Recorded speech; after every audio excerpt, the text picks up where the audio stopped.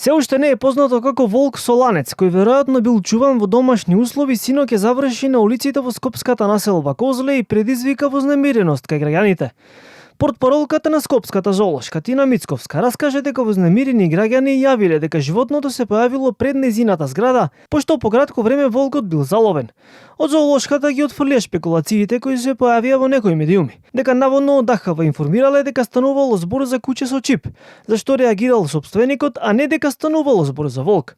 Веста ја демантираа и од агенцијата, а подоцна се уверил и сопственикот дека не станувало збор за неговото куќе. Се бајлево кога го видовме и убаво во живеалиштето каде што е сместено моментално во карантин во зоолошката градина. Според секое негово движење и според сите негови карактеристики во изгледот, каде што убаво се гледа дека навистина станува збор за волка, не за куќе. Имаше исто шпекулации дека наводно некој сопственик се јави дека се работи за расата чекословачки волчек.